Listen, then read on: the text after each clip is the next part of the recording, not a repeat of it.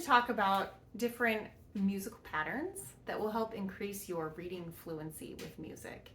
And these are just kind of talking lessons where I'll explain a concept, and you can take this as far as you'd like to go.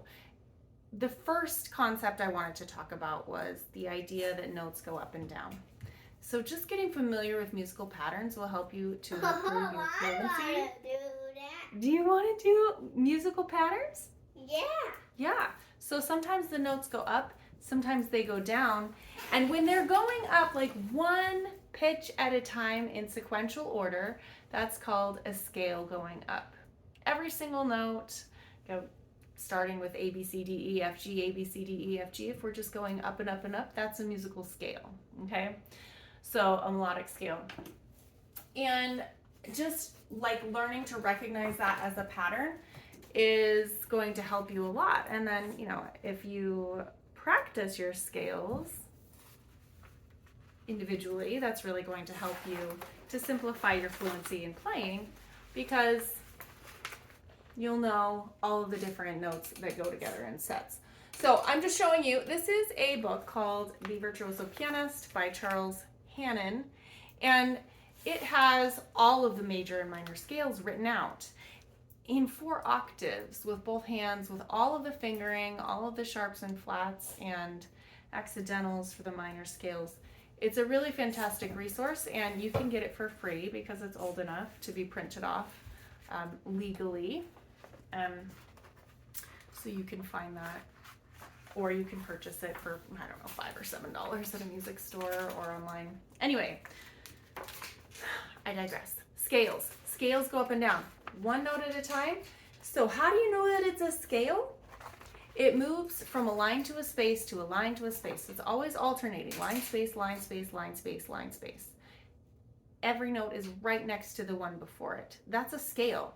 You can start to recognize that pattern and just know that every time you see notes that are in a row, that's a scale, and there are certain ways that you play these notes with certain fingerings and things. Crossing your thumb underneath and using alternating patterns of 3s and 4s. So that's a skill that you can kind of isolate and learn all by itself. Scales are foundational. They're what tonal music is based on. And so if you can recognize a scale and play a scale, that's going to make it a lot easier to play all sorts of music. So a little fun challenge for you, if you're wanting to increase your fluency in music reading, this is like not something you do at the piano, but something you would do just to get your eyes used to it. Pick something ridiculously high above your level, like a whole book of Mozart sonatas or something. Really, any book of music written by a classical composer would be fine. And just open it up and find scales. So all you're doing is you're distinguishing between the different sort of musical patterns. Are there any scales on this page? Where are they? What do they look like?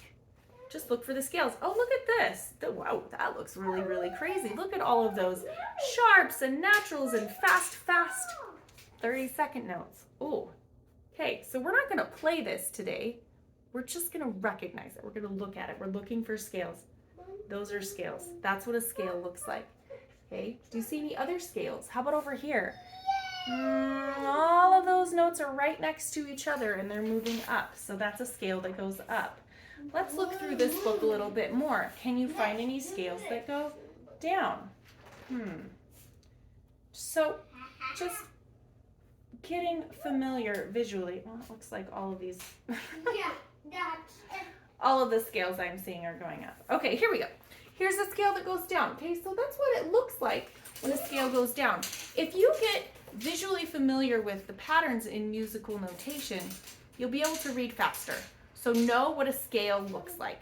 It's notes that are sequentially next to each other, going up, up, up, up, up, up, up, or down, down, down, down, down, down, down. Okay? So that's the first musical pattern I wanted to talk about. Check out my next lesson where I talk about some of these other musical patterns.